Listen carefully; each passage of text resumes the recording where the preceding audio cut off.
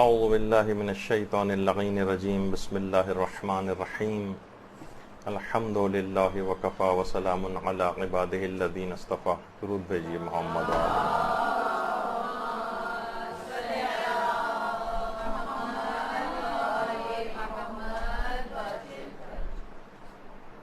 پچھلے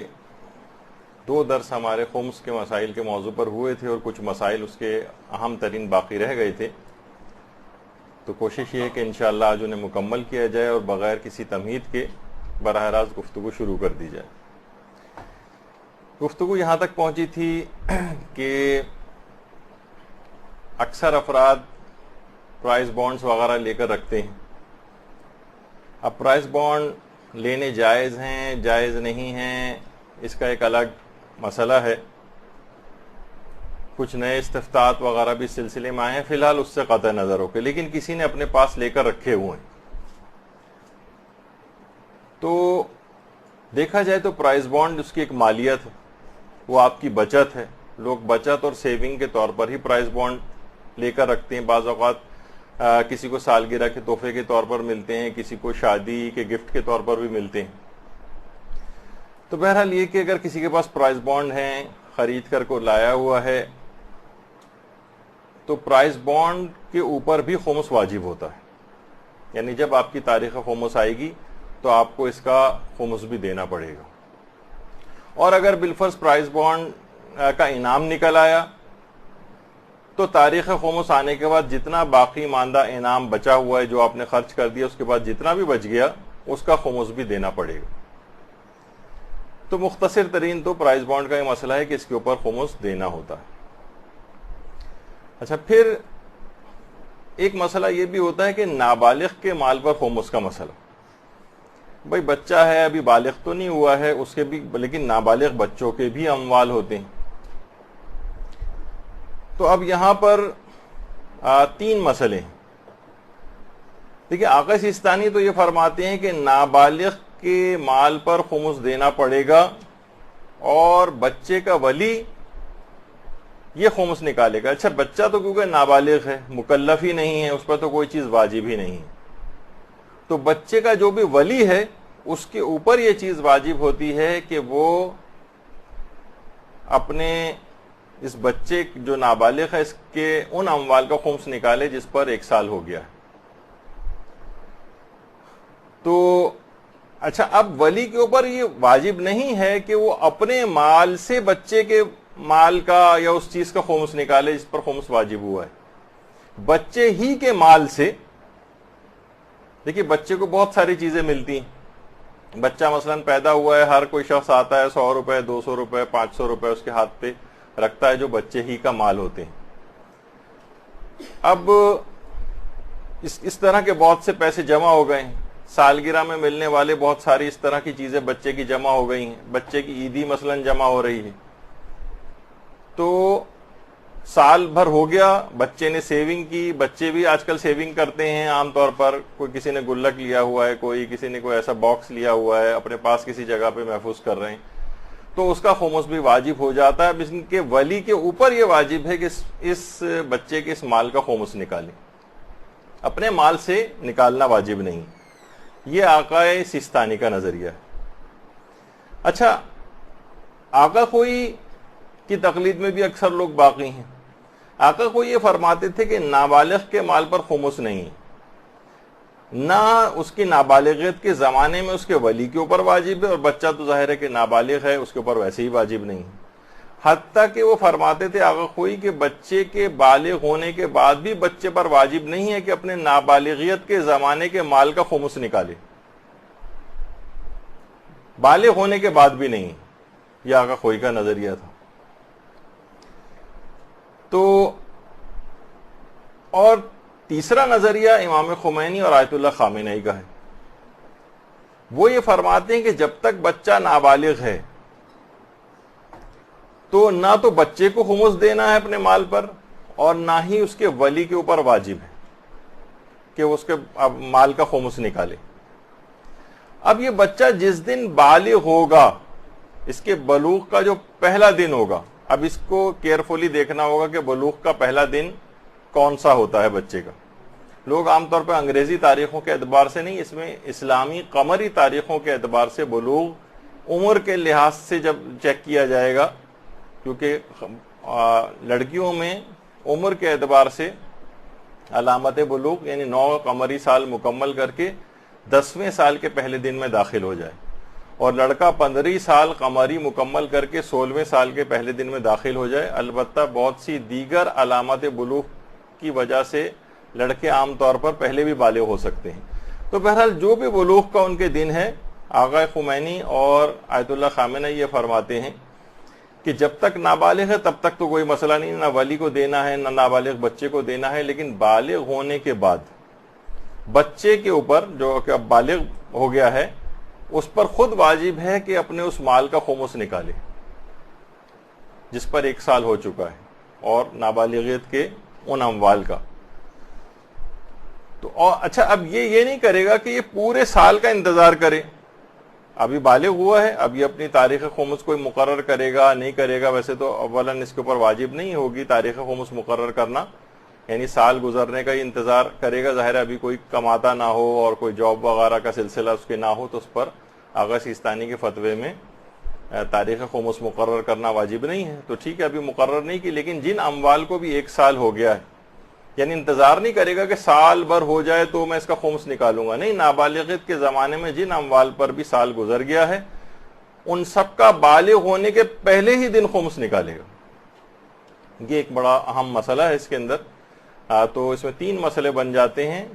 آغا سیستانی تو کہتے ہیں کہ ولی کے اوپر واجب ہے کہ نابالغیت ہی کے زمانے میں خمس نکالے، جن اموال کے اوپر 1 سال گزر گیا ہے، اپنے مال سے نہیں بلکہ بچے ہی کے مال سے۔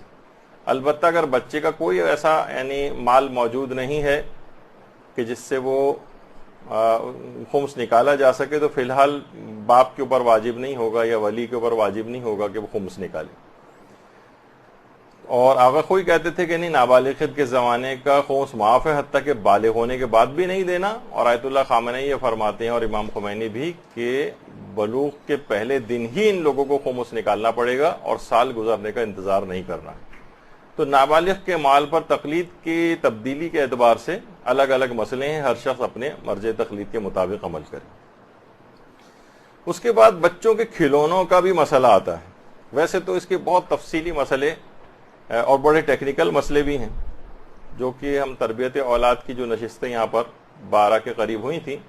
اس میں وہ تمام فقہی مسئلے بھی یہاں پر بیان ہوئے تھے۔ کوئی شوقین ہے اگر ان مسائل کا تو، کیونکہ اس میں واجبات و حرام کے مسئلے بھی آتے ہیں، کیونکہ بچوں کے بہت سارے کھلونے دیکھیے ایسے ہوتے ہیں،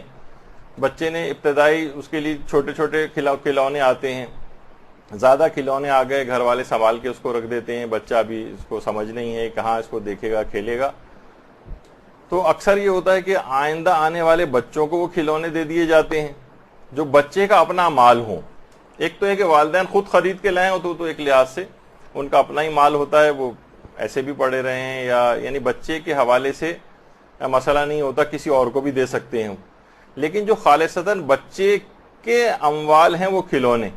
تو یہاں پر ایک بڑا مسئلہ یہ پیش آتا ہے اس کے بعد کہ کیا والدین کو اس بات کی اجازت ہے کہ یہ کھلونے بعد میں آنے والے بچے کو کھیلنے کے لیے دے دیں، یا مثلا جوائنٹ فیملی سسٹم میں رہ رہے ہیں اور بھی گھر میں بہت سارے بچے ہیں، بھائیوں کے یا کوئی اور رشتہ داروں کے بچے، تو ان کو کھیلنے کے لیے دے دیں، تو اس کی بھی اجازت نہیں ہے۔ یعنی بچے کا مال آپ کسی اور کو سوائے اس کے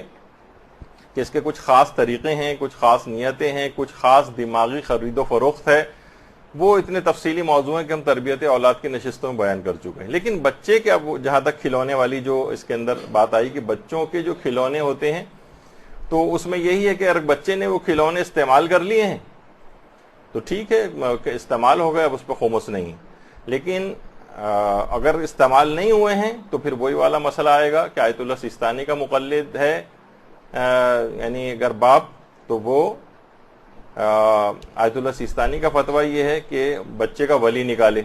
تو باپ کو اس کھلونے کا خمس نکالنا پڑے گا۔ آقا خوئی کے مقلد ہے تو اس پہ کوئی چیز واجب نہیں ہے۔ امام خمینی یا آقا خامنہی کا ہے تو بچہ بالغ ہوتے ہی ان تمام کھلونوں کا بھی خمس نکالے گا جو ان کو 1 سال ہو گیا اور اس نے استعمال نہیں کیے تھے۔ تو یہ عام طور پر گھروں میں اس طرح کی چیزیں پیش آتی ہیں، اور اس بات کا خیال رہے کہ نابالغ کے اپنے اموال بھی ہیں، اور ان اموال جو اس کے اپنے ذاتی اموال ہیں وہ کسی اور کو استعمال کے لیے نہیں دے سکتے سوائے اس کے کوئی مصلحت ہو اس بچے ہی کی ان اموال کو استعمال کرنے میں۔ اب اس بچے کی تو کوئی مصلحت نہیں ہے کہ اس کا مثلا اس کے کھلونے یا اس کے اندر ایک اور بھی مسئلہ آتا ہے، بعض اوقات نابالغیت کے زمانے میں کپڑے وغیرہ آتے ہیں بچوں کے، ابھی پیدا ہوا ہے مثلا بچے کی نانی کے ہاں سے بہت سے کپڑے آئے، کچھ استعمال ہو کر کچھ استعمال نہیں ہوئے، تو جو استعمال نہیں ہوئے ہیں کپڑے ان کا بھی یہی خمس کا مسئلہ اس کے اندر آ سکتا ہے، جس کو ولی کو خود دیکھنا ہے، واجبات والا مسئلہ ہے۔ تو اس کی بہت ساری اور چیزیں بھی آپ خود دیکھیے اس کی اپلیکیشن کہ نابالغ کے اموال کا ایک الگ مسئلہ ہے۔ اچھا، اسی طرح سے نابالغ بچوں کی جو پاکٹ منی ہوتی ہے ان کو ملتی ہے، جو سیونگ کرتے ہیں وہ، اور چھوٹے سے چھوٹے بچے سے لے کر اور بلوغ سے پہلے جو بھی نابالغیت کا زمانہ ہے اس میں جو بھی اس طرح کے اموال ملتے ہیں کہ جن میں بچت ہو جاتی ہے ان کا بھی خمس اسی انداز سے دینا ہے، اور اگر بالغ ہو گئے ہیں وہ بچے تو ظاہر ہے اس پاکٹ منی کا بلوغ کے بعد بھی یہ والا مسئلہ رہتا ہے کہ پاکٹ منی میں جتنی بھی بچت ہو جائے، سیونگ ہو، اس کا بھی خمس دینا پڑے گا۔ اور نابالغیت کے زمانے میں جو پاکٹ منی سیو ہوئی وہ وہی مسئلہ ابھی ہوگا جو اس سے پہلے بیان ہوا۔ اچھا، اسی طرح سے بچے کی جو سالگرہ میں ملنے والے تحفے ہیں تو اس کے اندر بھی یہی والا مسئلہ اس کے اندر آتا ہے کہ وہ سال بھر اگر استعمال نہ ہو تو ولی کے اوپر واجب ہے، اگر ولی کسی وجہ سے نہ دے، ولی متوجہ نہ ہو، ولی کو مسئلہ پتہ نہ ہو، تو بچے کے اوپر بلوغ کے بعد فوراً یہ بات واجب ہو جائے گی کہ فوری طور پر اس کا خمس نکالے۔ تو بچوں کو عام طور پر جو تحفے ملتے ہیں، سالگرہ میں ملنے والے تحفے، اسکول سے ملنے والے تحفے، اگر وہ استعمال ہو جاتے ہیں تو مسئلہ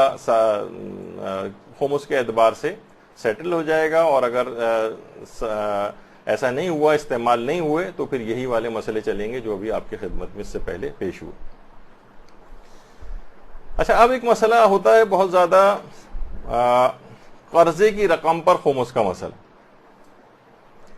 اچھا، ہم نے خود کسی سے قرضہ لے کر آئے ہیں اور وہ پیسے ہمارے پاس رکھے ہوئے ہیں، مثلا ہمیں کوئی کاروبار کرنا ہے، کسی اور ضرورت کے تحت ہم نے قرضہ لیا اور قرضے کی رقم وہ رقم ہمارے پاس رکھی ہوئی ہے، یہاں تک کہ خمس کی تاریخ آ گئی، تو یہ جو دوسرے کی قرض کی جو رقم ہمارے پاس رکھی ہوئی ہے اس کے اوپر کوئی خمس واجب نہیں ہوتا، یعنی جو آپ خود سے قرضے کی رقم آپ کے پاس موجود ہے جو کسی دوسرے سے لی ہے، تو چاہے خمس کی تاریخ کیوں نہ آ جائے اس پر خمس واجب نہیں ہوگا۔ ہاں، اگر آپ نے دوسرے کو قرضہ دیا ہوا ہے اور آپ کی خمس کی تاریخ آ گئی، اچھا اگر اس کی قرضے کی ابھی ڈیٹ ہی نہیں آئی ہے تو ظاہر ہے قرضے کی ڈیٹ واپسی کی نہیں آئی ہے اور خمس کی تاریخ آ گئی ہے، تو کیونکہ قرضے کی واپسی کی کوئی تاریخ نہیں ہے تو لہٰذا اس پر خمس واجب نہیں ہے۔ لیکن اگر قرضے کی واپسی کی تاریخ بھی آ کر گزر گئی ہے اور وہ شخص ابھی خمس دینے کے قابل نہیں ہے، قرضہ واپس کرنے کے قابل نہیں، تو پھر اس سے قرضہ واپس کرنے کیونکہ قابل نہیں ہے یا وہ مجبور ہے تو اس سے قرضہ بلکہ واپس مانگنا بھی حرام ہو جاتا ہے۔ یعنی اگر کسی شخص کو آپ نے قرضہ دیا ہوا ہے اور وہ قرضہ واپس کرنے کے قابل نہیں ہے، اس بات کا آپ کو اطمینان ہے، تو آپ کے لیے حرام ہو جاتا ہے کہ اس سے دباؤ ڈال کے اس سے قرضہ واپس لیا جائے۔ ہاں، اگر تاریخ آ گئی ہے اور وہ دینے کے قابل ہے لیکن ہم شرما حضوری کی وجہ سے قرضہ واپس نہیں مانگ رہے، بھائی ہمیں اس سے تاریخ بھی آ چکی اور ہماری خمس کی تاریخ بھی آ گئی، تو ہمیں اس سے واپس مانگ کے اور اپنے خمس کو ادا کرنا چاہیے۔ تو اگر ہم شرما حضوری کی وجہ سے نہیں مانگ رہے ہیں تو پھر اپنے پاس سے الگ سے خمس نکالنا پڑے گا اس مال کا۔ ہاں، اگر وہ جان بوجھ کر نہیں دے رہا ہے، بہت سے ہیں ڈھٹائی کے اوپر کمر بستہ ہو گئے، اب وہ جان بوجھ کر وہ شخص خمس نہیں دے رہا ہے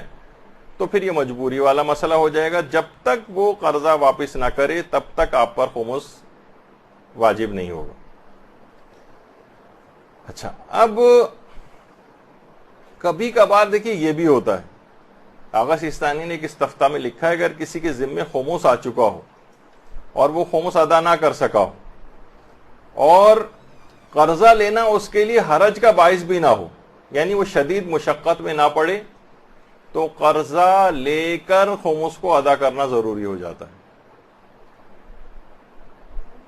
یعنی اگر کسی کے ذمے خمس آ چکا ہے، یعنی خمس واجب ہو گیا ہے، لیکن خمس جو ہے وہ ادا نہیں کر پا رہا ہے، اس کے پاس پیسے نہیں کہ خمس ادا کر سکے، لیکن خمس آ گیا اس کے مال پر،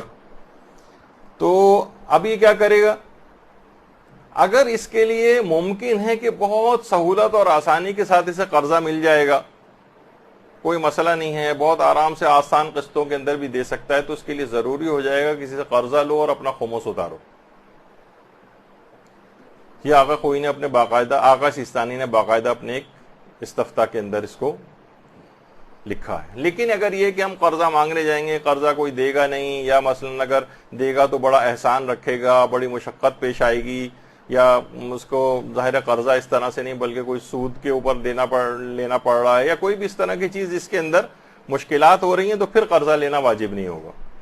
لیکن اگر بہت آسانی اور سہولت کے ساتھ قرضہ مل سکتا ہے تو قرضہ لے کے اپنے خمس کو ادا کرے۔ یہ ایک اس کے اندر مسئلہ پیش آتا ہے۔ یا پھر ایک چیز یہ بھی ہو سکتی ہے کہ مجتہد کے وکیل کے پاس جا کر اس کی خود ہی آسان قسطیں کروا لے، یا یہ کہ ٹائم پیریڈ لے لے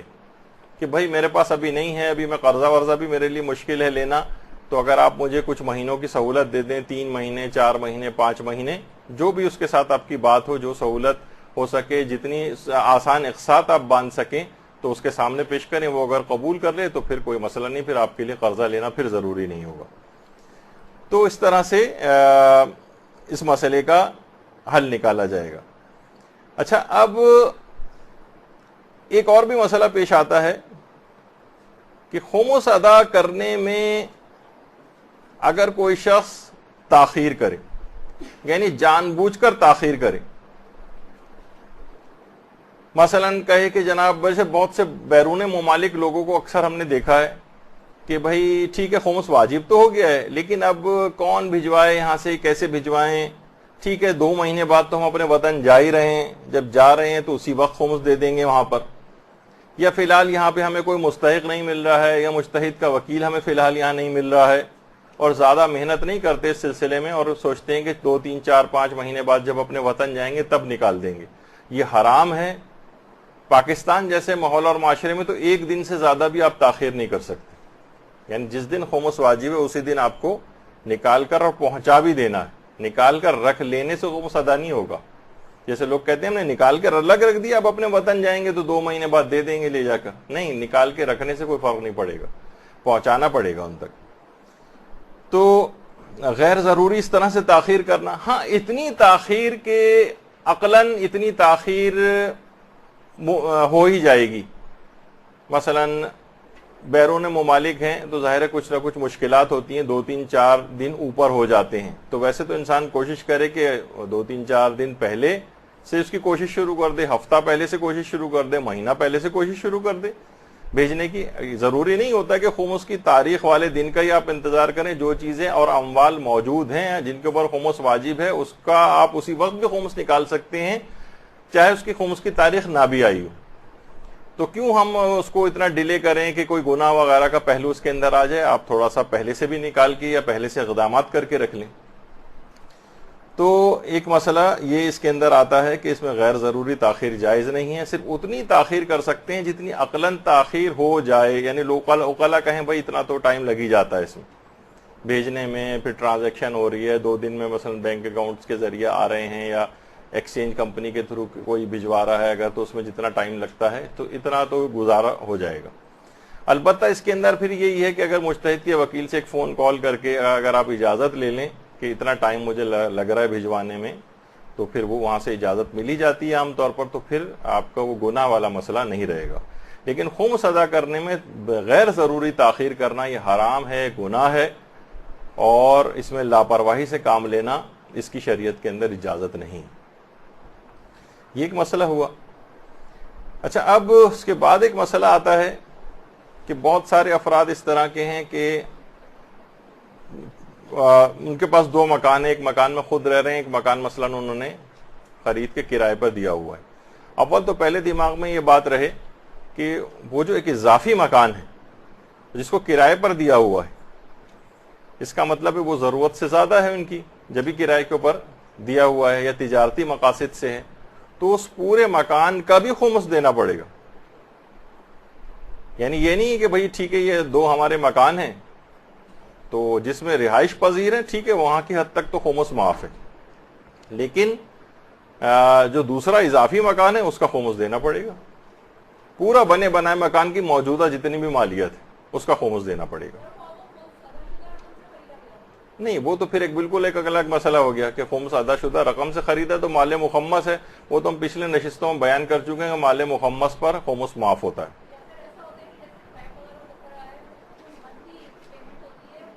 وہ تھوڑا سا وہ ابھی آگے چل کر بھی آئے گا. کچھ کرائے کے حوالے سے مسئلے الگ ہیں اور کچھ انسٹالمنٹس کے اوپر وہ ابھی آگے چل کر ایک تفصیلی مسئلہ آ رہا ہے کہ بہت سارے افراد اس قسم کے ہوتے ہیں، بلکہ وہ تو ذاتی رہائش کے لیے بھی مسئلہ ہے. ابھی ترتیب سے سارے مسئلے آ رہے ہیں اور یہ جتنے بھی ضمنی مسئلے ہیں وہ سب ہم انشاءاللہ کور کریں گے. تو مکان بعض اوقات لوگ بناتے ہیں بہت قسط وار طور پر، کچھ مٹیریل خریدتے ہیں، تو کب خمس ہوتا ہے کب نہیں ہوتا ایک تفصیلی مسئلہ جو اپنی ترتیب کے اعتبار سے آگے آ رہا ہے. ابھی ہم صرف کرائے والے ایک اضافی مکان کی بات کر رہے ہیں تو اس کا بھی خمس دینا پڑے گا. اچھا، اسی طریقے سے جو کرائے پر دیا ہوا مکان ہے، اب اس کا جو کرایہ آ رہا ہے، بہت سے لوگ کرایہ بینک میں جمع کرتے جاتے ہیں اور جتنی بچت تاریخ خمس پر اس کرائے کی مد میں ملی ہوئی رقم کی ہوگی اس کا بھی خمس دینا پڑے گا. یعنی اوریجنل جو مکان کی مالیت ہے اس کا بھی خمس ہے، وہ تو آپ نے نکال کے چلیں ایک دفعہ آپ نے پاک کر لیا اس کو، لیکن اس کے بعد ہر مہینے ایک اضافی طور پر کرائے کی رقم بھی آ رہی، تو وہ اگر آپ دوران سال ہی اپنے خرچوں کے اندر اس کو استعمال کر لیتے ہیں اور پھر کچھ رقم نہیں بچتی تو ظاہر خمس نہیں ہے. لیکن اگر اس میں سے بھی کچھ سیونگ ہو جاتی ہے تو تاریخ خمس پر اس کا خمس بھی نکالنا پڑے گا، اس کرائے کی مد والا جو مسئلہ ہے. اچھا، ابھی وہ تو ایک الگ مسئلہ ہے کہ مکان کے ایڈوانس جو کرایہ کا ہوتا ہے، ایڈوانس لیا جاتا ہے، جو ایڈوانس دیتا ہے وہ بھی ایک تفصیلی، تھوڑا سا زیادہ تفصیل تو نہیں ہے، مختصر سا ہے، اس کی بھی آگے چل کر ابھی گفتگو میں ذکر ہوگی. اچھا، اب اس کے بعد ایک مسئلہ یہ ہے کہ بہت سے لوگ کہتے ہیں کہ بھئی اگر ہمارے پاس تو ہم نے بڑی مشکل سے حج اور عمرے کے وغیرہ اور زیارات کے لیے ہم نے پیسے جمع کیے، اب یہ اتنے سالوں کے اندر ہم نے مشکل سے جمع کیے ہیں، اب اس کا اگر ہم خمس دے دیں گے تو اس میں سے پیسے کم ہو جائیں گے، تو ہم حج و عمرہ اور زیارت کے لیے نہیں جا سکیں گے. تو اس کے اندر واجب یہی ہے کہ آپ کو خمس دینا پڑے گا، کیونکہ اس واجب کی ادائیگی کا وقت پہلے آ گیا ہے. یعنی کیونکہ خمس کی ادائیگی کا وقت پہلے آ گیا، یہ الگ سے واجب ہے، چاہے آپ اس کے بعد حج کے لیے رقم اتنی نہ بن سکے تو اس سال حج واجب نہیں ہوگا. عمرہ بھی جانا چاہ رہے ہیں، عمرہ کیونکہ ایک مستحب ہے الگ سے، تو ابھی کیونکہ خمس نکالنا واجب ہے، عمرہ مستحب ہے، اور واجب جب مستحب سے ٹکرائے گا تو یقیناً واجب کی اہمیت زیادہ ہوگی. تو ٹھیک ہے، فی الحال آپ عمرہ کو پوسٹ پون کریں اور اپنا خمس نکالیں. اسی طرح زیارات کا بھی مسئلہ ہے. ہاں، البتہ یہ ضرور ہو سکتا ہے کہ آپ مجتہد یا اس کے نمائندے سے وقت لے لیں یا آسان قسطیں بندوا لیں. تو بھئی ہم اتنا خمس تو اب ہم نکالیں گے تو ہمارے حج میں کم ہو جائیں گے، زیارات میں کم ہو جائیں گے، عمرے کے پیسے کم ہو جائیں گے. اگر آپ ہمیں تھوڑی سی پرمیشن دے دیں 5 مہینے کی، 6 مہینے کی، یا جو بھی سہولت ہو وہ اس سے بات کریں اور ایک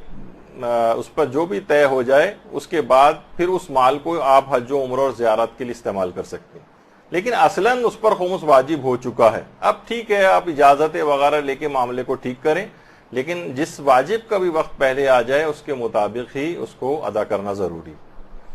یعنی خمس کا وقت پہلے آ گیا تو خمس ادا کرنا ہے، اور حج واجب کا پہلے آ گیا یا زیارات پہ ہم پہلے سے خمس کی تاریخ سے پہلے خرچہ کر دیا ہم نے، اور یا ہم عمرہ پہلے سے کر کے آ گئے تو پھر خمس معاف ہو جائے گا. لیکن اگر واجب ہو گیا خمس تو پھر خمس ہی ادا کرنا پڑے گا، چاہے ان چیزوں کے لیے پیسے نہ بچیں. پھر یہ دوسرا حل وہ بنتا ہے کہ حاکم شرع وغیرہ سے بات چیت کریں. اچھا، اس کے بعد ایک مسئلہ پیش آتا ہے کہ اکثر لوگوں کو میراث ملتی ہے. میراث، اچھا اس میں بھی علماء میں تھوڑا سا ایک اختلاف ہے کہ اس پہ کب خمس دینا پڑتا ہے. آقا خود یہ فرماتے تھے کہ میراث پر خمس تو نہیں ہے،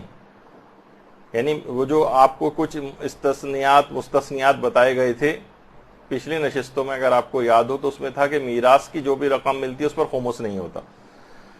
سوائے اس کے کہ وارث کو معلوم ہو کہ جو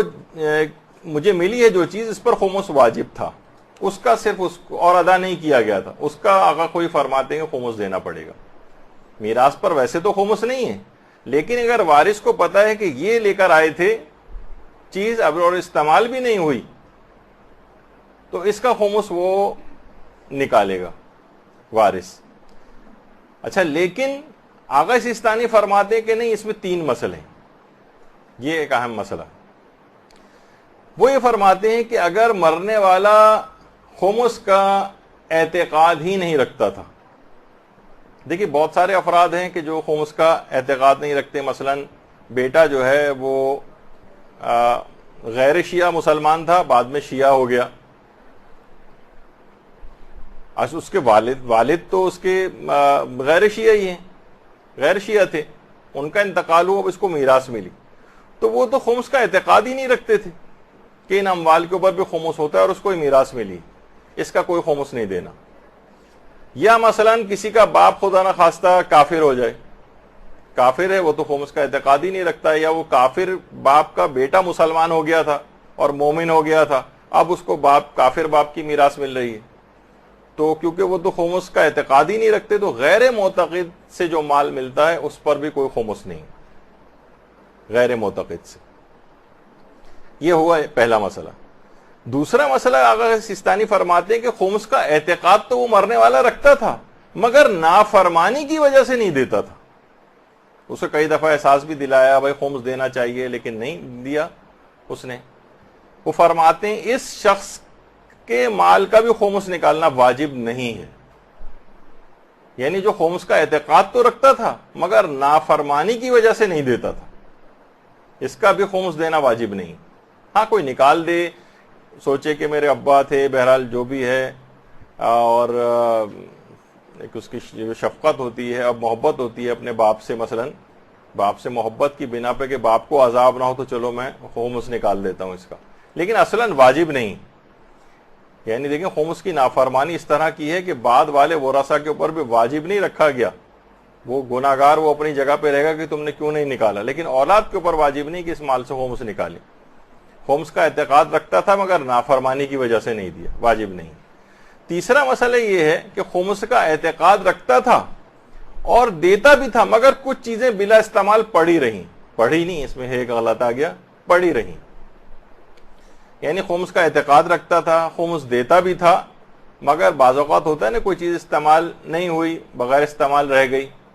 اور مرنے والے کا انتقال ہو گیا، تو چاہے سال پورا ہوا تھا یا نہیں ہوا تھا، ان اموال کا خمس نکالنا پڑے گا۔ تیسرے مسئلے کے اندر جا کر آغا سیستانی قائل ہیں کہ اس طرح کی میراث میں ملنے والے جو رقم ہوتی ہے یا چیز یا جائیداد، اس کی 3 اقسام بنتی ہیں، اور اس میں تیسری قسم میں جا کر خمس دینا پڑتا ہے کہ خمس کا اعتقاد رکھتا تھا، خمس دیتا بھی تھا، مگر کچھ چیزیں بلا استعمال کے رہ گئیں اور وہ آپ کو پتہ ہے کہ یہ چیز اس نے استعمال نہیں کی تھی، اس فقط ان چیزوں کا خمس دینا پڑے گا۔ جی یہ واجب ہے۔ اچھا ہوتا کیا ہے عام طور پر، یعنی لوگ یہ سمجھتے ہیں کہ بھائی جس نے خمس نہیں دیا تھا اس کا خمس نکالو، کہ وہ نکالتا نہیں تھا نا تو اب نکالو اس کا خمس، جبکہ مسئلہ ایسا نہیں ہے۔ جب اس یہی وجہ ہے کہ باقاعدہ ہم نے دلچسپ فقہی مسئلے کے طور پر باقاعدہ اس کو بنایا بھی تھا، اور مدرسے کا جو فیس بک اکاؤنٹ ہے اس کے اوپر بھی یہ چیز ہے کہ اگر کوئی خمس کا قائل نہ ہو، نہ اس نے کبھی ادا کیا ہو، کیا اس کے مرنے کے بعد اس کی میراث سے خمس نکالنا ضروری ہے؟ تو جواب ہے کہ نہیں، واجب نہیں ہے۔ تو لوگ اس کے برخلاف عام طور پر سمجھتے ہیں، اس کا الٹا مسئلہ سمجھتے ہیں، جبکہ مسئلہ برخلاف ہے، کیونکہ اگر کوئی شخص خمس کا قائل نہیں ہے یا قائل ہونے کے باوجود نافرمانی کی وجہ سے نہیں دیتا ہے، اس کے مال سے خمس نکالنا واجب نہیں۔ اچھا ایک دوسرا مسئلہ اس میں یہ بنتا ہے کہ اگر مرنے والا خمس ادا کرتا تھا لیکن کچھ اموال کا خمس ادا نہیں کیا تھا، تو اس کی میراث سے ان اموال کا خمس ادا کرنا یہ ضروری ہے۔ تو یہ ایک انتہائی اہم مسئلہ تھا، تو لوگ عام طور پر اس میں کنفیوژن کا بھی شکار ہیں اور اس کی تین مسئلے بنتے ہیں جس میں سے ایک ہی مسئلے کے طور پر اس کو سمجھتے ہیں، تو آپ نے دیکھا کہ اس کے مطابق عمل کرنا پڑے گا ان تینوں مسئلوں کو۔ جی ہاں، میراث کی تقسیم سے پہلے ہوگا، کیونکہ یہ اس کے بعد میراث تقسیم ہوگی۔ پھر اس کے بعد ایک مسئلہ آتا ہے اور وہ ہے تحفے پر خمس کا مسئلہ۔ یہ کئی دفعہ آ بھی چکا ہے، آپ میں سے اکثر واقف بھی ہیں، لیکن جلدی جلدی اس کو مکمل کر دیتے ہیں۔ اچھا، اس کی بھی دو اقسام ہیں۔ ایک تو ہے تحفہ دینے والے کے اوپر خمس کا مسئلہ۔ وہ کیا ہے؟ یعنی اس مال جو آپ تحفے کے اندر دے رہی ہیں، یا وہ چیز جو تحفے میں آپ دے رہی ہیں کسی اور کو، اگر وہ آپ کے پاس بغیر استعمال کے سال بھر پڑی ہوئی تھی، مثلا خود آپ کو اپنی سالگرہ پر کوئی ایسا تحفہ مل گیا تھا جو آپ کو پسند نہیں تھا، آپ نے اٹھا کے ایک طرف عام طور پر رکھ دیا جاتا ہے کہ کسی اور کی سالگرہ یا اس میں ہم دے دیں گے اس کو، تو وہ سنبھال کے آپ نے رکھا ہوا تھا اس اہم موقع کے لیے، تو اس پر تو خود ہی خمس۔ اچھا، وہ تحفہ ضرور، یہ تو تحفے والی بات ہو گئی، تو تحفے پہ تو بھی خیر ہو سکتا ہے بہت سے کچھ مجتہدین ایسے ہیں جو تحفے پر خمس کے قائل نہیں ہیں، خیر وہ بھی آگے چل کر آئے گا۔ ابھی آپ یہ سمجھیں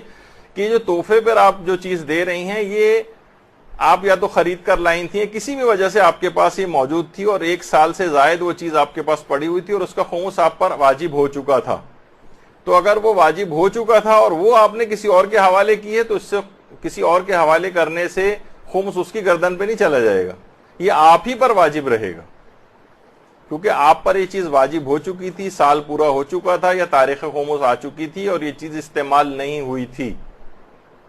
کسی نے کہیں سے مثلا آپ سوٹ پیس خرید کر لے آئی تھیں اور تاریخ خمس آ گئی، اور کہیں سے کوئی اور کپڑا آ گیا، آپ نے وہ سلوا لیا، یہ آپ کے پاس پڑا رہ گیا مثلا۔ اب آپ نے دیکھا کہ یہ کسی اور کو سالگرہ میں تحفے میں دینے کے لیے اچھا استعمال بھی نہیں ہوا، تو کیونکہ اس پر 1 سال پورا ہو چکا تھا یا آپ کی تاریخ خمس آ گئی تھی، تو اس وجہ سے آپ کو اس کا خمس دینا پڑے گا۔ دوسرے کو تحفے میں خواہ دیں نہ دیں وہ ایک الگ مسئلہ ہے، دے دیں گی تب بھی خمس دینا ہے، نہیں دیں گی تو پڑا رہے تب بھی خمس دینا ہے۔ تو تحفہ دینے والے پر بھی خمس کا مسئلہ آ سکتا ہے، جبکہ جو چیز تحفے میں دے رہا ہے اگر اس پر خمس واجب ہو چکا تھا تو اس کا خمس اس کو دینا۔ ہاں، اگر تاریخ نہیں آئی تھی یا سال پورا نہیں ہوا تھا اور وہ چیز ہمارے پاس پڑی ہوئی تھی اور ہم نے اپنی تاریخ خمس سے پہلے اس کو دے دی، تو بس یہ سال کا خرچہ مانا جائے گا۔ لوگ ایک دوسرے کو تحفے وغیرہ بھی دیتے ہیں، تو آپ کوئی بات نہیں، تحفے میں کاؤنٹ ہو جائے گی وہ چیز اور خمس واجب نہیں ہوگا، کیونکہ اس پر واجب ہی نہیں ہوا تھا ابھی آپ پر۔ دوسرا مسئلہ ہوتا ہے تحفہ لینے والے پر خمس کا مسئلہ۔ تحفہ لینے والے پر خمس کے مسئلے کے اعتبار سے آیت اللہ خمینی اور آیت اللہ خامنئی یہ فرماتے ہیں کہ تحفے پر خمس واجب نہیں، خواہ آپ کے پاس بھی بغیر استعمال کے کتنے ہی سال پڑا رہے۔ ہاں، یہ ضرور ہے کہ وہ یہ کہتے ہیں کہ احتیاط مستحب ہے کہ اس طرح کے تحفے کا خمس دیا جائے، یعنی آپ کہتے ہیں کہ ایک ثواب ملے گا آپ کو اضافی طور پر کہ اس کا بھی خمس نکال دیں، لیکن واجب نہیں۔ یعنی ان دونوں مجتہدین کے نزدیک اگر آپ کے پاس تحفہ بغیر استعمال کے کتنے ہی سال کیوں نہ پڑا رہے، اس پر خمس نہیں۔ اور آیت اللہ سیستانی اور آیت اللہ خوئی یہ فرماتے ہیں کہ تحفہ اگر بغیر استعمال کے سال بھر پڑا رہے تو اس کا خمس دینا پڑے گا اس کا خمس۔ ہاں، استعمال ہو گیا سال کے دوران یا تاریخ خمس سے پہلے تو پھر کوئی خمس نہیں،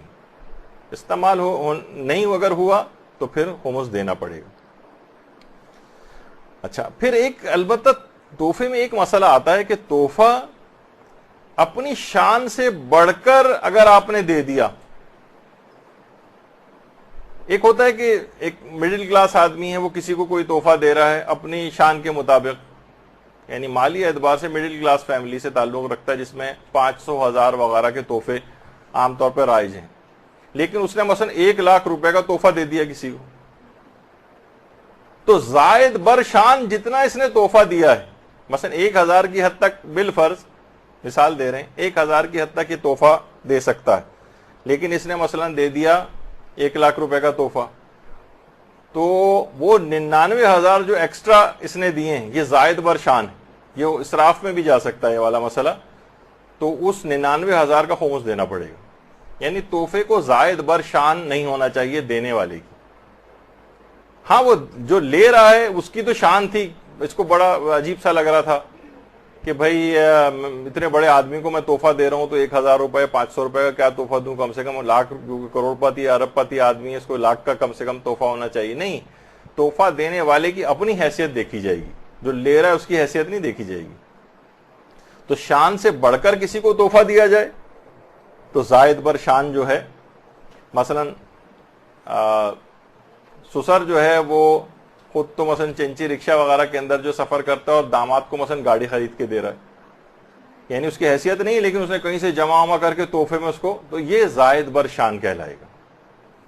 تو کوئی بھی اس کی مثال آپ بنا سکتی ہیں. تو تحفے کے اندر یہ بات یاد رکھ لیجئے کہ اس میں اپنی شان کے مطابق دینا ہوگا تو پھر خمس نہیں ہوگا اس کے اوپر, لیکن زائد بر شان جو ہوگا اس کا خمس دینا پڑے گا.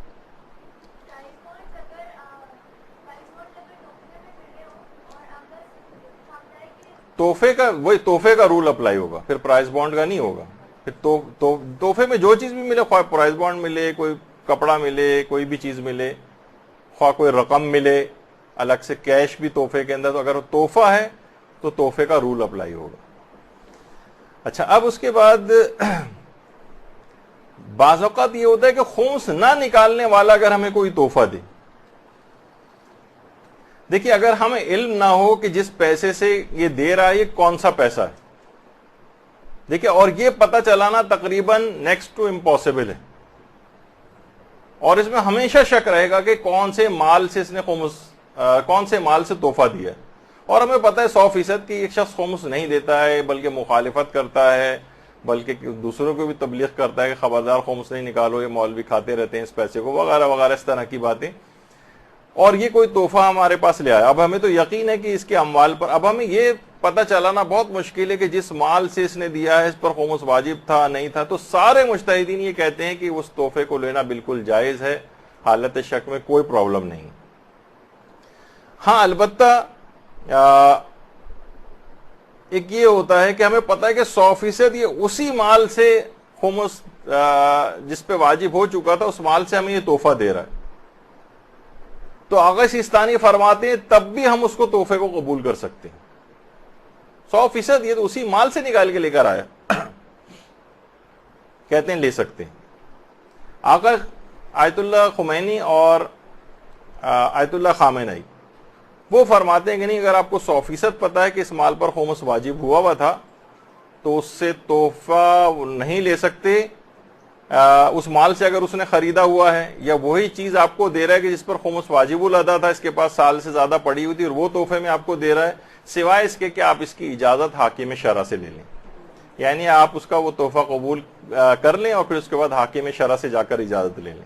اور عام طور پر اجازت مل جاتی ہے تو وہ مسئلہ نہیں ہوگا. بہرحال اس کی اجازت کے اوپر موقوف ہے, ہو سکتا ہے وہ منع بھی کر دے تو آپ کو وہ تحفہ واپس کرنا پڑے گا. اچھا, یہ مسئلہ کہاں پیش آتا ہے عام طور پر؟ مثلا شاید پچھلی دفعہ بھی کبھی میں نے بیان کیا تھا کہ باپ نے بغیر خمس نکالے ہوئے مال سے گھر بنایا, اب اس کی اولادیں اس کے اندر ساتھ رہ رہی ہیں. تو آغا سیستانی فرماتے ہیں کہ یہ خمس باپ کی گردن کے اوپر ہے, ان لوگوں کا رہنا کھانا پینا نماز وماز سب صحیح ہے اس کے اندر. اور امام خمینی اور آیت اللہ خامنئی فرماتے ہیں کہ نہیں, اس کے اندر حاکم شرع سے اجازت لینا پڑے گی. یعنی حاکم شرع سے, مجتہد کے وکیل وغیرہ سے اجازت لیں کہ ہم جو یہاں رہ رہے ہیں یا نمازیں پڑھ رہے ہیں اور اس کو استعمال کر رہے ہیں اس گھر کو, اس پر تو خمس واجب الادا تھا لیکن باپ نے نہیں نکالا ہے, تو آپ ہمیں اجازت دیتے ہیں. اجازت لینے کے بعد پھر اس کے اندر رہ سکتے ہیں. تو یہ ایک مسئلہ ہوا اس میں. اچھا, اس کے بعد پھر آتا ہے, بعض اوقات یہ ہوتا ہے کہ انشورنس کی رقم بھی لوگوں کو ملتی ہے. دیکھیے, جب تک انشورنس ہم کسی ویسے آپ بتا دوں ایک مسئلہ کہ لائف انشورنس ہو یا مثلا چیزوں کی انشورنس ہو, یہ ہماری فقہ میں جائز ہے. لائف انشورنس بھی جائز ہے کروانا اور چیزوں کی انشورنس بھی جائز ہے, گاڑی کی انشورنس کروا لی, کسی اور چیز کی انشورنس کروا لی, جائز ہے. اور بہت بڑا اختلاف ہے ایک ہمارا دوسرے مسلمان جو فقہ ہیں یہاں پر, کہ اس میں سے اکثر لائف انشورنس یا چیزوں کی انشورنس کو حرام کہتے ہیں, لیکن ہماری فقہ کے اندر جائز ہے. اچھا, اب ہم جو انشورنس کی جو رقم جمع کروا رہے ہوتے ہیں, انسٹالمنٹس دے رہے ہوتے ہیں, تو اسلام اس کو خرچہ تسلیم کر لیتا. اور وہ رقم پھر آپ کو واپس نہیں ملتی. وہ عام طور پر یہ ہوتا ہے کہ وہ کہتے ہیں کہ بھئی آپ کے اس میں ایکسپینس میں ہی خرچ ہو گئی, یعنی جو انسٹالمنٹ جمع کرا رہے ہیں اس پر خمس نہیں, کیونکہ وہ خرچہ شمار ہو جاتی. اچھا, اب بہت سی کچھ ایسی بھی ہوتی ہیں کہ وہ جمع تو کروا رہے ہیں ہم, اور اس کے بعد کچھ مقررہ وقت کے بعد یا کچھ چیز کو ضائع ہونے کے بعد یا کوئی بھی جو آپ کا ایگریمنٹ ان سے ہوتا ہے اس کے بعد انشورنس کمپنی کچھ پیسے آپ کو دیتی. تو یہ جو انشورنس سے جو پھر پیسہ ملتا ہے اس میں تحفے کا رول اپلائی ہوتا ہے. یعنی انشورنس کی جو رقم پھر اکٹھی آپ کو بعد میں ملتی ہے تو اس میں تحفے کا رول اپلائی ہوگا. یعنی آقا سیستانی کے فتوے میں اس کے اوپر خمس واجب ہوگا, اور آقا خوئی میں اور آیت اللہ خمینی اور آیت اللہ خامنئی کے نزدیک اس کے اوپر خمس واجب نہیں ہوگا. یعنی تحفے کا رول اپلائی ہوتا ہے جب انشورنس کی وہ رقم ملتی, اور جو انسٹالمنٹ ہم جمع کراتے جا رہے ہیں وہ خرچے میں شمار ہو جاتی. تو یہ اس کے اندر ایک اہم مسئلہ ایک پیش آتا. اچھا, اب اس کے بعد نہیں, اس مسئلے کو چھوڑیے. سالگرہ میں ملنے والے تحفے, اس کے کا بھی وہی مسئلہ ہوگا کہ تحفے کا رول اپلائی ہوگا,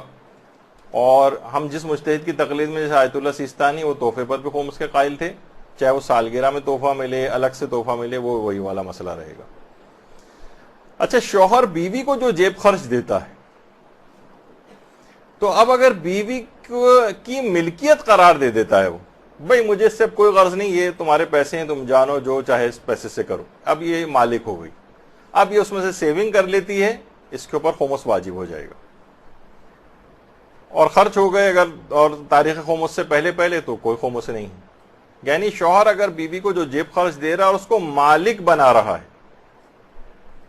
اور ایک ہے کہ شوہر نے گھریلو خرچے کے دیے لیکن بیوی نے ان خرچوں میں سے مار کے, یہ تو کہنا مناسب نہیں ہوگا, یا بہرحال بچت کر کے, لیکن وہ دے رہا ہے گھر کے خرچے کے لیے. اگر وہ بعد میں کہے کہ دیکھیے میں نے اس میں سے 10,000 بچا لیے, تو شوہر کہے گا ٹھیک ہے یہ اگلے مہینے میں استعمال کرو, یہ تمہاری ملکیت نہیں. تو اس کا مطلب یہ ہے کہ اس نے ملکیت قرار نہیں دیا. تو اگر شوہر صرف خرچے کے لیے دے رہا ہے اور جو بچ جائیں وہ ملکیت قرار نہیں دیتا, تو پھر اس کا خمس نہیں دینا ہے اس کو, وہ پھر شوہری کی ملکیت ہے, شوہر کے اوپر واجب رہے گا. یعنی ایک لحاظ سے بس اس کے پاس امانتاً پیسے رکھے ہوئے ہیں کہ گھریلو چیزوں میں خرچ کرو, باقی الگ سے اپنے اوپر یا ادھر ادھر کسی کو تحفہ دینے کے لیے, اپنے کسی رشتہ دار کو دینے کے لیے نہیں ہے. تو یہ واضح طور پر گھریلو زندگی کے اندر یہ چیزیں طے ہونی چاہیے کہ جس وقت بھی شوہر سے کوئی جیب خرچ وغیرہ بندھے تو اس طرح کی بات اس سے کر لینی چاہیے کہ بس یہ میری ملکیت ہو گئے, اب بعد میں اس طرح سے نہیں کہ یہ یوں نہیں اور وہ نہیں, اس طرح کی باتیں پھر نہ ہو. تاکہ تو اس میں وہی دو مسئلے پھر بنیں گے کہ اگر مالک قرار دے دیا اس نے بیوی کو ان پیسوں کا, تو جو بھی بچت ہوگی اس کا بیوی کو خمس دینا پڑے گا. اور اگر شوہر نے جیب خرچ کا مالک نہیں قرار دیا ہے اور وہ اسی کی ملکیت ہے, یا تو گھریلو کاموں میں خرچ کرے اس کو اس کی اجازت ہے, یا مثلا اگلے مہینے میں خرچ کرنے کی اجازت ہے گھر کے کاموں میں ہی, اور اپنی ذات کے لیے اس نے الگ سے اجازت نہیں دی ہے, تو پھر اس بیوی کے اوپر خمس واجب نہیں ہوگا اور اس کا خمس شوہر ہی کے اوپر ہوگا. اچھا بعض اوقات نہیں, جہیز کا تو ابھی آگے چل کر آنے والا ہے تفصیلی. ایک مسئلہ یہ آتا ہے کہ اگر کسی کے پاس لباس ہیں, ان کی خریداری کا مقصد بھی اس کو استعمال کرنا ہے, اور ہم نے ان کے استعمال کا ارادہ بھی کر لیا لیکن سال ختم ہو گیا اور استعمال نہیں ہوئے, اور سال گزرنے کے بعد ہم نے ان کو استعمال کیا, تو کیا ہمیں اجازت ہے کہ ہم پہ سے بھی خمس معاف ہو جائے, یا ہم کسی اور شخص کو وہ دے دیں, یا ضروری ہے کہ ہم اس کا خمس ادا کریں؟ یعنی ہمارا پکا ارادہ تھا, ہم اپنے خرید کے لائے اس وجہ سے تھے کہ ہم پہنے اس کو, لیکن کوئی ایسا مسئلہ پیش آ گیا کہ ہم اس کپڑے کو نہیں پہن سکے یا اس چیز کو استعمال نہیں کر سکے اور سال پورا ہو گیا, تو چاہے کتنا ہی پکا ارادہ کیوں نہ ہو, اور لیکن کیونکہ استعمال نہیں ہوا لہٰذا اس کا خمس دینا پڑے گا. تو یہ چیزیں ایسی ہیں کہ یہ جن کا خیال رکھنا چاہیے. عام طور پر لوگ کہتے ہیں کہ بھئی پورے پکا ارادہ ہے ہمارا اور کچھ دن بعد ہم نے استعمال کر لیا, نہیں, خمس اس کے اوپر آ گیا. اچھا, اور یہ بھی مسئلہ ایک اہم ہے کہ سال گزرنے کے بعد جس چیز پر خمس واجب ہو چکا ہو اس کا اس نیت سے استعمال جائز نہیں کہ ابھی استعمال کر لیتے ہیں بعد میں خمس نکال دیں گے. نہیں، جب تک خمس نہیں نکالیں گے تب تک اس کا استعمال بھی نہیں کر سکتے. یا تو حاکم شرع سے اجازت لیں اور ورنہ اس چیز کو استعمال کرنے سے آپ احتراز کریں جب تک کہ اس کا خمس نہ نکل جائے. یعنی پکا ارادہ ہے کہ ابھی ہم استعمال کریں کل خمس دے دیں گے. نہیں، خمس جب تک خمس نہ نکل جائے تب تک استعمال نہیں کر سکتے اس چیز کو، چاہے وہ رقم ہو چاہے وہ چیز ہو. اچھا، تو تمام مراجع کا فتویٰ یہ ہے کہ جس چیز پر بھی خمس واجب ہو چکا ہو لیکن خمس ادا نہ کیا ہو اس چیز کا استعمال جائز نہیں. اچھا، بعض اوقات لوگ کہتے ہیں کہ بھئی ہم یہ سیونگ ساری کر رہے ہیں بچوں کے مستقبل کے لیے، جب بچے بڑے ہوں گے ان کے کام آئیں گے، ان کی شادی بیاہ ہوگا، ان کی مثلا ان کی تعلیم کا خرچہ وغیرہ، اس کے لیے ہم کچھ جگہوں پہ سیو کرتے جا رہے ہیں بینک میں. بچے کے نام سے ہم نے اکاؤنٹ کھول دیا ہے، مثلا وہ ہوتا باپ ہی کا پیسہ ہے مثلا، لیکن بچے کے نام سے کھول دیا. نہیں بھی کھولا تو یہ گھر میں ایک جگہ پہ پیسے رکھتے رہے، کسی جگہ سیو کرتے رہے اس پیسے کو،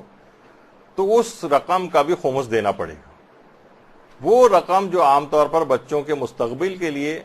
باپ یا گھر والے یا ماں یا کوئی بھی شخص جمع کرتا ہے، تو کیونکہ وہ رقم جمع ہو رہی ہے اس کے اوپر خمس دینا پڑے گا، خمس واجب ہو جاتا ہے، خواہ ان کے مستقبل کے لیے ہو، خواہ ان کی تعلیم کے لیے ہو، خواہ ان کی شادی کے لیے. اچھا، اس کے بعد یہ بھی ایک اہم مسئلہ ہے کہ مشترکہ املاک جو ہوتی ہے گھروں میں، وہ اموال جو گھر کے تمام افراد کے درمیان مشترک، یعنی جو سب کی، مثلا باپ کوئی چیز لے کر آیا اور بچوں سے کہا یہ تم سب لوگوں کے لیے، اور وہ چیز استعمال نہیں ہوئی اور سال پورا ہو گیا، تو ہر شخص کو اس میں سے اپنی پرسنٹیج کے مطابق خمس نکالنا پڑے گا. یعنی مثلا 4 اولادیں ہیں اور چاروں کے لیے مثلا کوئی چیز لے کر آیا ہے کوئی شخص، اس نے اولاد کو دے دیا ہے، تو اب وہ بغیر استعمال کے اگر پڑی رہی تو یہ جو چیز ہے چاروں پر تقسیم ہو جائے گی. یعنی 25% اس کا خمس سب کو دینا پڑے گا. یعنی خمس کی جو ٹوٹل رقم بنتی ہے اس کو 4 حصوں میں ڈیوائڈ کر کے سب کو، جو مشترکہ املاک ہیں اور وہ بغیر استعمال کے پڑی رہے، تو سب پر خمس اپنی اپنی پرسنٹیج کے مطابق آ جاتا ہے. وہ جتنے بھی افراد ہوں، 2 ہوں تو 50% ہو جائے گا، 4 ہوں تو 25 ہو جائے گا، اس طرح سے. تو یہ ایک اہم مسئلہ ہے، لوگ عام طور پر اس کو نظر انداز کرتے ہیں.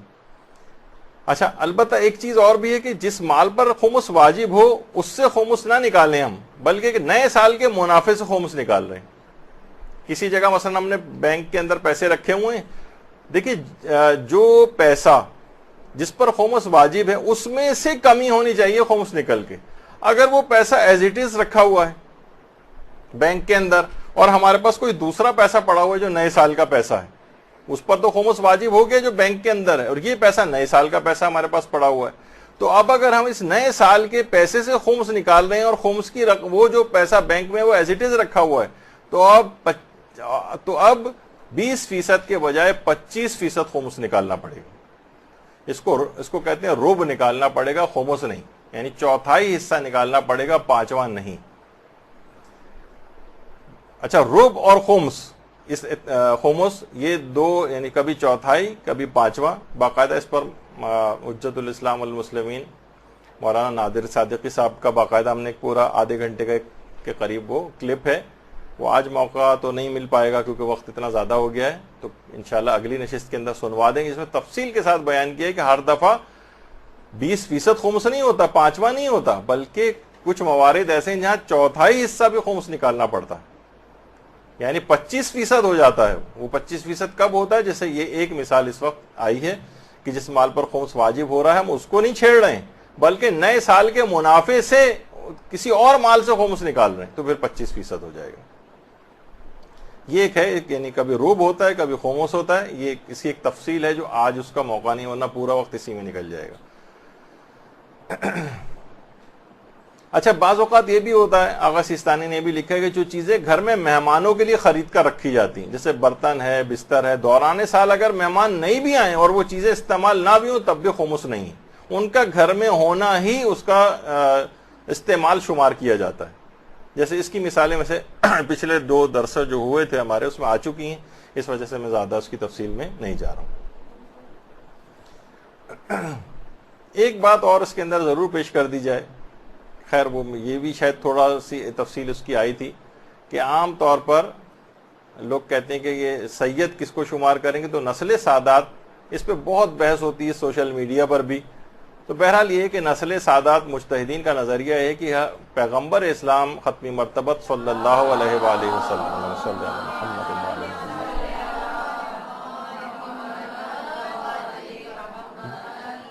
یہ پیغمبر اسلام کے جد امجد حضرت ہاشم سے شروع ہوئی. کچھ علماء کا نظریہ ہے کہ حضرت عبد المطلب سے شروع ہوئی ہے, اولاد عبد المطلب وغیرہ کو. تو اس لحاظ سے پیغمبر کے جتنے بھی چچا تھے وہ بھی سارے سید تھے,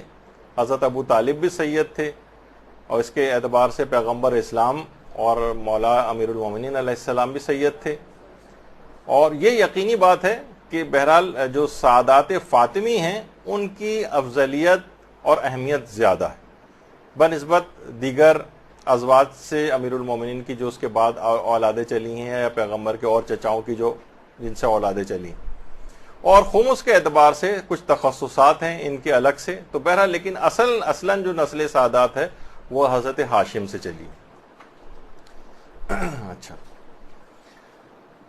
اب ایک مسئلہ ہے کہ بہت سے لوگ کہتے ہیں بھائی ہم تو بے روزگار ہیں, تو روزگار اور بے روزگار ہونے کا خمس سے تعلق نہیں. بے روزگار بھی اگر کوئی شخص ہے اور اس کا کوئی مال ایسا پڑا ہوا ہے جس پر خمس واجب ہو گیا ہے, تو اس کا خمس بھی اس کو نکالنا پڑے گا. فی الحال پیسے نہیں ہیں تو حاکم شرع وغیرہ سے اجازت لے لیں. یعنی بے روزگار اشخاص یہ نہیں ہے کوئی کہے کہ بھائی یہ تو صرف جو جاب وغیرہ کرتے ہیں, کیونکہ عام طالب علم ہے اگر اس کے پاس بھی جب وہ بچت ہو رہی ہے, اور ابھی ہم حتیٰ کہ نابالغ بچے تک کی بات کر رہے تھے, تو یہ کیسے ممکن ہے کہ 40-45 سال کا آدمی جو بے روزگار اگر ہے تو وہ کہے کہ میں تو بے روزگار ہوں, میں خمس کیوں نکالوں. تو روزگار ہونے سے اس کا تعلق نہیں. حتیٰ کہ گھریلو عورتیں ہیں جن کا پچھلی بار مسئلہ بیان ہوا تھا, ان کے اوپر بھی خمس آ جاتا ہے. اگرچہ عورتیں کہتی ہیں بھائی ہم تو کہیں کماتے بھی نہیں, ہم پر خمس کیسے. تو عورتوں کے بہت سارے اموال ہوتے ہیں, میراث میں چیزیں ملتی ہیں, گفٹس کے اندر چیزیں ملتی ہیں, ان کے اپنے اور اموال بھی ہوتے ہیں. ایسا نہیں ہے کہ عورتیں بالکل, ہاں کوئی ایسی واقعی ایسی ہو جائے تو جب تک اس کے پاس نہیں ہوگا تب تک خمس دینا واجب نہیں ہوگا اس کے اوپر. لیکن دیگر اموال سے وہ خمس کے کچھ نہ کچھ اموال اس کے پاس ایسے ہوتے ہیں جس سے خمس نکالا جا سکتا ہے. تو بہرحال بے روزگار شخص کے اوپر سے بھی خمس معاف نہیں ہے. اچھا خمس دینے میں عام طور پر ایک چیز, 2 اصطلاحات بہت استعمال ہوتی ہیں خمس کے سلسلے میں. نہیں ویسے بھی, ایک ہوتا ہے فقیر شرعی اور ایک ہوتا ہے مسکین. اتنے مسکینوں کو کھانا کھلاؤ. تو اس میں تھوڑا سا بس ایک اس لحاظ سے ایک فرق ہوتا ہے کہ فقیر شرعی اس کو کہتے ہیں. پہلے مسکین بتا دیتا ہوں. مسکین جس کے پاس کچھ بھی نہیں ہوتا, یعنی یہ واقع بہت ہی زیادہ یعنی مالی اعتبار سے پست ترین افراد. فقیر شرعی وہ ہوتا ہے جس کے پاس ہو سکتا ہے بہت کچھ ہو لیکن اس کے جائز اخراجات سے کم ہو, یعنی جائز اخراجات اس کے زیادہ ہیں. جیسے میں نے کہا نا پچھلی دفعہ بھی مثال دی, ہو سکتا ہے کسی کی 40-45 ہزار روپے تنخواہ ہو, لیکن مثلا 6-7-8 بچے ہیں, ان کا تعلیمی اخراجات ہیں, اور مکان کا کرایہ بھی دینا ہے, اور اسکولنگ بھی ہے, اور جناب آنے جانے کا بھی خرچہ ہے, اور اتنی ساری چیزیں, اور اس کا ماہانہ خرچ بن رہا ہے مثلا 60,000 روپے. اگرچہ 45,000 روپے 50,000 روپے کما رہا ہے لیکن خرچہ اس سے بھی زیادہ ہے کثیر العیال ہونے کی وجہ سے. والدین ہیں, بیوہ یا طلاق یافتہ بہن اور اس کے بچوں کی ذمہ داری بھی اس کے سر پر ہے, تو اس کا خرچہ لاکھ کے قریب ہو گیا مثلا. اب یہ فقیر شرعی. تو فقیر شرعی اور مسکین میں تھوڑا سا بس ایک ویسا فرق ہوتا ہے کہ وہ ایسا ہوتا ہے کہ اس کے پاس کچھ بھی نہیں ہوتا مسکین, اور فقیر شرعی کے پاس ہو سکتا ہے بہت کچھ ہو, نظر آ رہا ہو آپ کو, ہو سکتا ہے گاڑی بھی اس کے پاس ہو, سواری بھی ہو, گھر بھی اس کا ہو, لیکن تب بھی یہ فقیر شرعی ہو.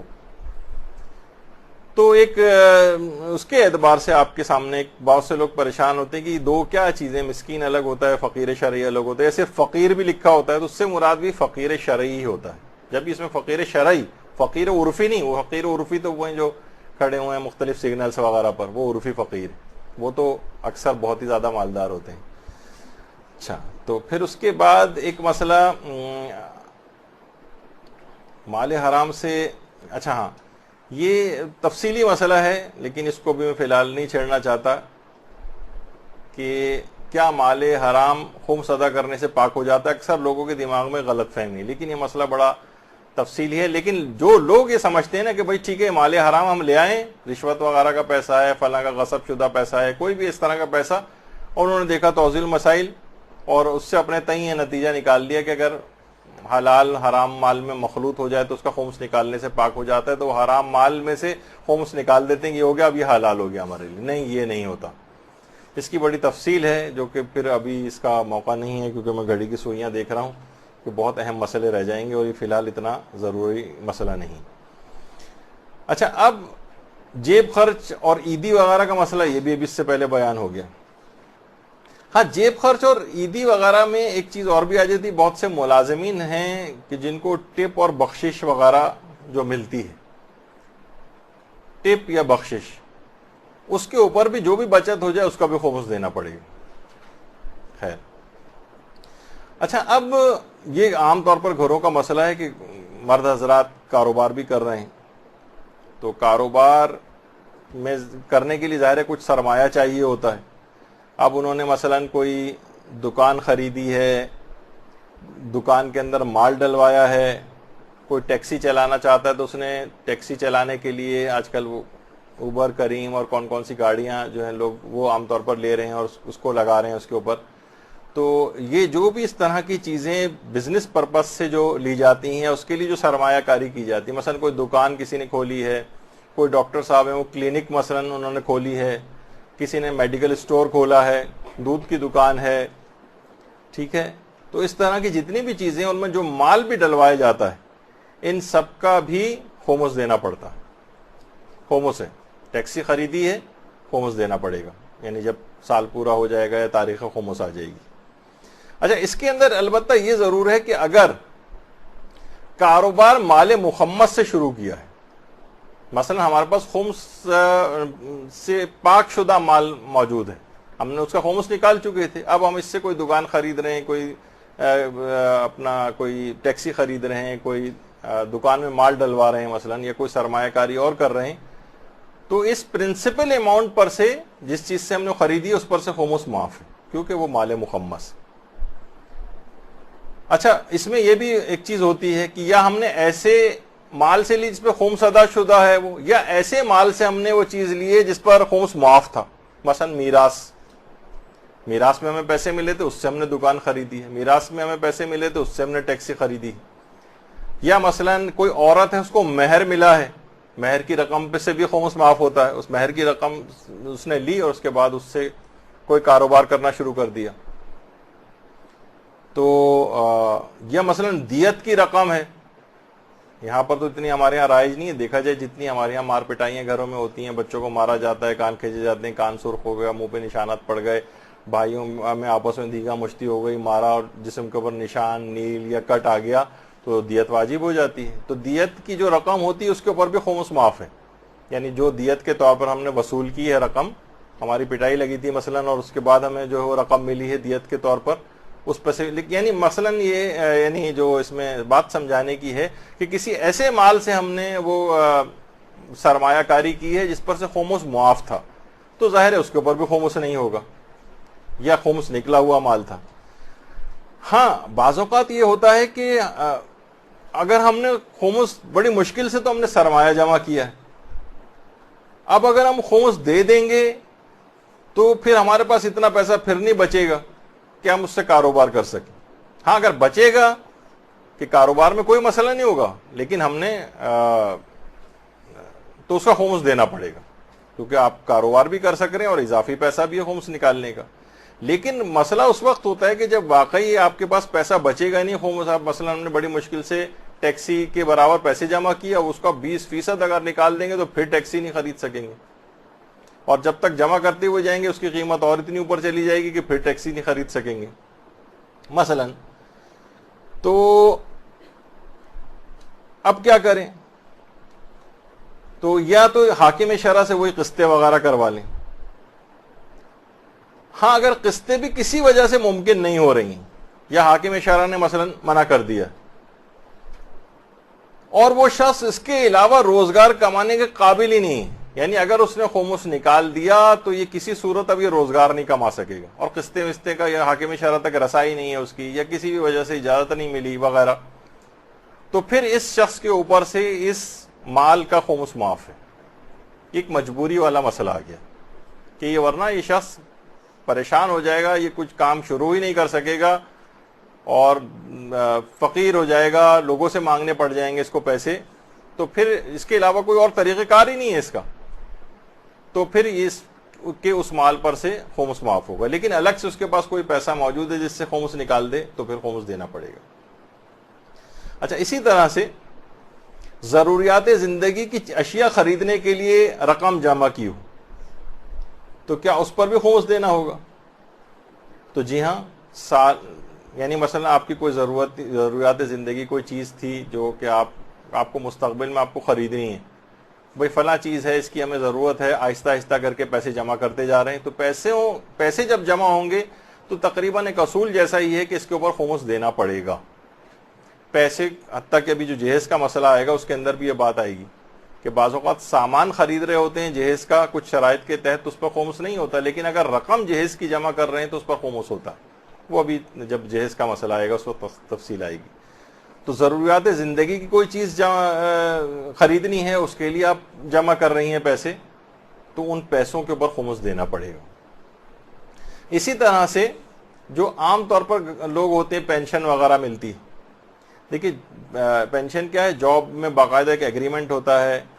کہ ریٹائرمنٹ پہ آپ کو پینشن ملے گی، تو اس میں جو پینشن بعد میں ملتی ہے اس کو، تو اس میں یہ ہوتا ہے کہ سال کی جو بھی آمدنی اس کو ہوئی ہے اس میں پینشن بھی آ گئی، تو سال کے اخراجات گزرنے کے بعد جتنے اس پینشن میں سے بچ جائیں گے ان کا خمس دینا پڑے گا، خمس دینا پڑے گا۔ یعنی اگر ایسی صورت ہو کہ ملازمت ہی میں سے آپ کی جو سیلری ہے اس میں سے کٹ کے کچھ پیسے وہ کمپنی یا حکومت وغیرہ جو بھی ہوتی ہیں عام طور پر وہ جمع کرتی جاتی ہیں، یعنی تنخواہ کا ایک خاص پارٹ ہوتا ہے جو کٹ رہا ہوتا ہے پھر آخر میں آپ کو ملتا ہے۔ اس طرح کی اگر کوئی صورتحال ہے تو باقاعدہ وہ جمع کر کے ایک ساتھ پھر دے دیا جاتا ہے،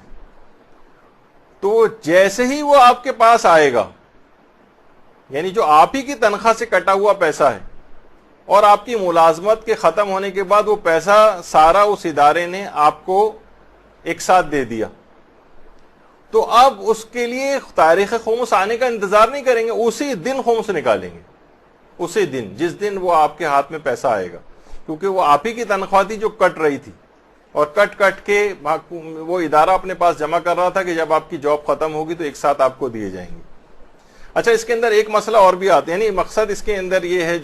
جو بات بیان کرنی تھی وہ یہ کہ پھر سال کا انتظار نہیں کریں گے، جس دن آپ کے ہاتھ میں وہ پیسہ آئے گا اسی دن دینا پڑے گا۔ بعض اوقات کچھ ایسی صورتحال یا پروویژنس ہوتے ہیں جابس کے اندر کہ وہ پیسہ جو کہ ہماری ہی تنخواہ سے کٹ رہا ہے، بعض اوقات یہ ہوتا ہے کہ اس کو ہم اپنی ریٹائرمنٹ سے پہلے بھی یا جاب ختم ہونے سے پہلے بھی نکلوا سکتے ہیں۔ تو اب یہاں پر پھر دو مسئلے ہوتے ہیں، یعنی بعض اوقات یہ کہ ایک تو یہ ہے کہ ہم آخر میں ہمیں ملے گا، ہم خاموش بیٹھے ہوئے ہیں، ہم بیچ میں بھی نکلوا سکتے ہیں اس پیسے کو، لیکن ہم خاموش بیٹھے ہوئے کہ جب آخر میں ریٹائرمنٹ ہوگی یا مثلا جاب ختم ہوگی تو ہمیں اکٹھا مل جائے گا۔ لیکن ہمیں اس کا اختیار ہے کہ مثلا ریٹائرمنٹ سے 10 سال پہلے بھی ہم جتنا ہماری تنخواہ جمع ہوئی اس میں سے اماؤنٹ نکلوا سکتے ہیں۔ تو پھر واجب ہو جائے گا، اگر ایسا کوئی پروویژن موجود ہے تو واجب ہو جائے گا کہ آپ درمیان میں ہی اس پیسے کو نکالیں اور اس کا خمس ادا کریں، اور اگر آپ نے نہیں نکالا کہ نہیں آخری میں دیکھا جائے گا، نہیں تو الگ سے پیسوں سے آپ کو نکالنا پڑے گا۔ ہاں البتہ کبھی کبھار یہ ہوتا ہے کہ اگر ہم اس پیسے کو ارلی نکلوا لیں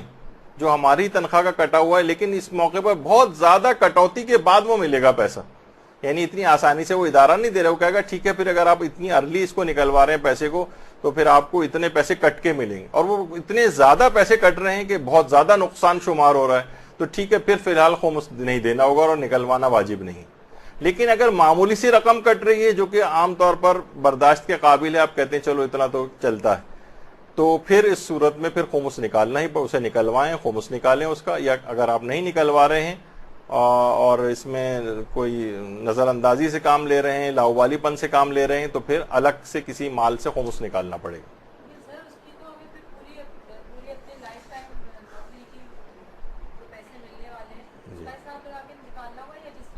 جتنے اس وقت جتنے نکال سکتے ہیں جو آپ کے جمع ہیں اس وقت، بعد تک کے معاملات نہیں. وہ تو ابھی آپ اس کے وہ آپ کے اکاؤنٹ میں کوئی چیز نہیں آئی، وہ تو ابھی آپ اس کی حقداری نہیں ہوئی، ابھی تو آپ کی جاب چل رہی ہے. وہ اگلی سیلریوں کی جب کٹوتی ہوگی تو وہ بات کا مسئلہ ہوگا. ابھی تک جتنا آپ نکلوا سکتے ہیں ان کا یہ مسئلہ رہے گا. نہیں، وہ تو اگر رشوتیں دینی پڑیں، کوئی حرام کام کرنا پڑ رہا ہے، پھر تو یقیناً وہ پھر اس کا مطلب ہے مجبوری والا مسئلہ ہے، پھر فی الحال واجب نہیں ہوگا. اچھا، اب اس کے بعد پھر مسئلہ ایک آتا ہے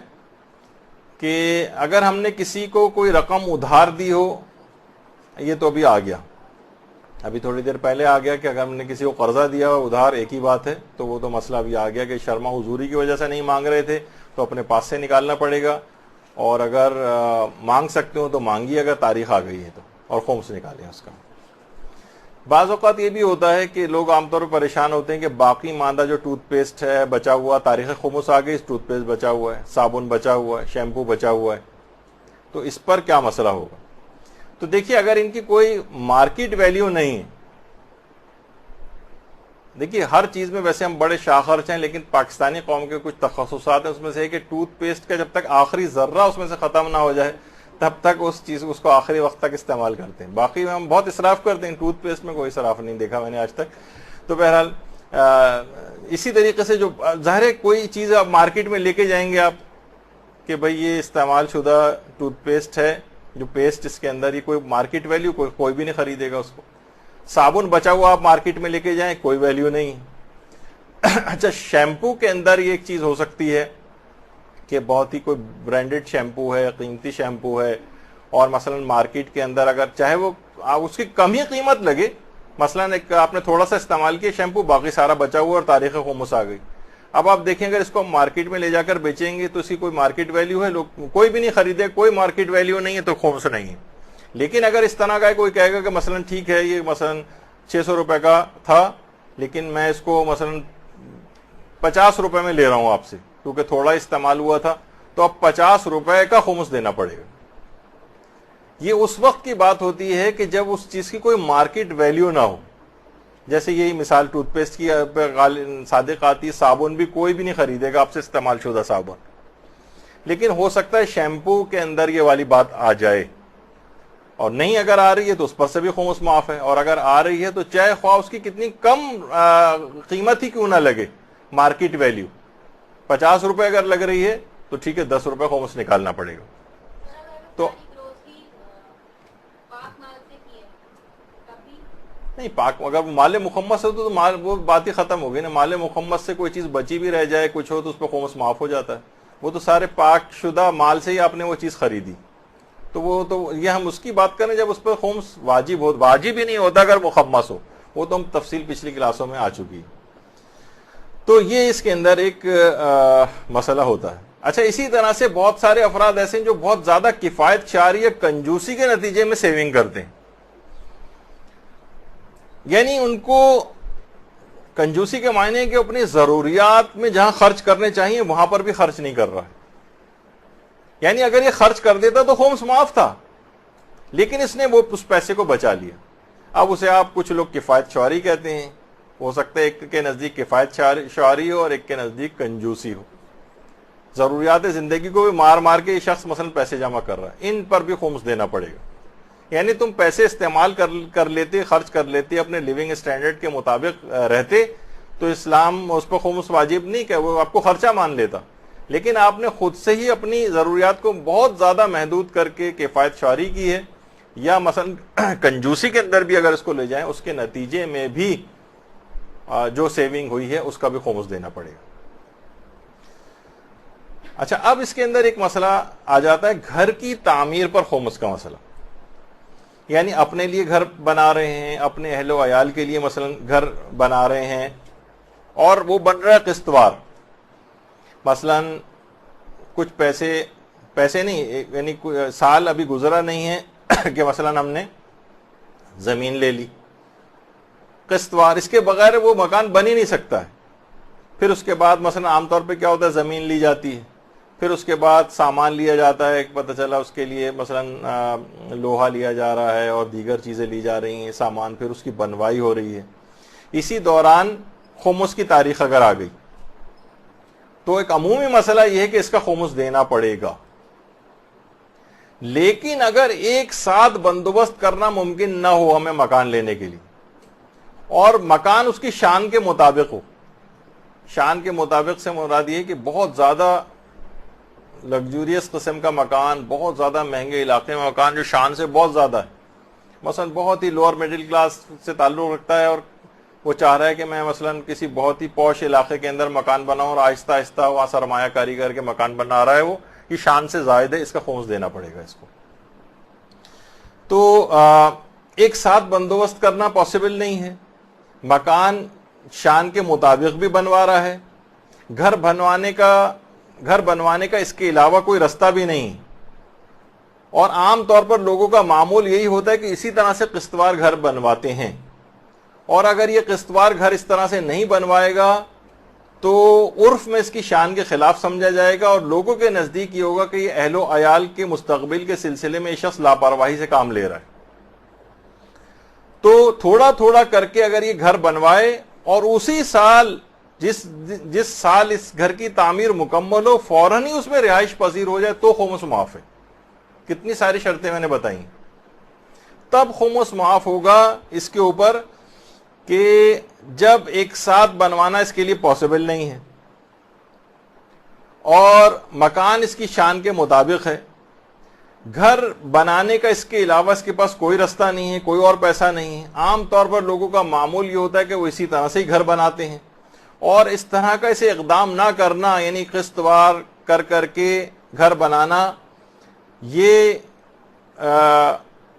عرف میں اس کی شان کے خلاف نہ ہو. یعنی اگر یہ نہیں بنوائے گا تو عرف اس کی شان کے خلاف سمجھ رہی کہہ رہی ہے کہ بھئی کیا شخص کر رہا ہے حرکت کہ اپنی اولاد کا سے کوئی خیال نہیں ہے، کوئی گھر نہیں ہے ان کا، یہ کس طرح سے اس کے بعد رہیں گے، تو سستی اور کوتاہی شمار کی جا رہی ہو. اور یہ اس طرح سے تعمیر کراتا جائے اور اس سال جس سال اس کا گھر اختتام پذیر ہو تعمیر کے اعتبار سے، اسی سال فوراً ہی اس کے اندر رہائش پذیر ہو جائے، تب اس کے اوپر سے خمس معاف ہوگا. لیکن اگر کوئی شخص رقم کو جمع کر رہا ہو تو خواہ یہ ساری شرائط مکمل بھی کیوں نہ ہو رہی ہوں تب بھی اس کو خمس دینا پڑے گا. رقم کو اگر کوئی شخص جمع کر رہا ہے اس طرح سے، ہاں اگر وہ یہ کرے کہ وقفوں سے زمین خرید رہا ہے، پھر سامان خرید رہا ہے، پھر بنواتا چلا جا رہا ہے، اور پھر جیسے ہی مکمل ہو فوراً اس میں رہائش پذیر ہو جائے اسی سال، تو پھر اس پر سے خمس معاف ہے. ورنہ اگر یہ اس طرح سے پیسے جمع کر کے خمس، اگر پیسے جمع کر کے اگر یہ گھر بنا رہا ہے کہ بھائی ابھی تو میں جمع کرتا جا رہا ہوں یہاں تک کہ جب اتنے لاکھ یا اتنا کروڑ نہ ہو جائیں تب تک پھر میں ایک ساتھ گھر لے لوں گا، تو ان اموال کے اوپر، ان پیسوں کے اوپر خمس دینا پڑے گا، خمس دینا پڑے گا. ابھی میراث پہ سے معاف ہے. اور قرضے کی جو رقم دوسرے سے لی ہے، آپ نے ابھی سنا کہ قرضہ جب تک وہ رقم موجود ہے اس پر سے بھی خمس معاف ہے، تو اس لحاظ سے ابھی فی الحال کوئی اس کے اوپر خمس نہیں ہوگا. اچھا، خمس کے مسئلے ابھی مکمل پھر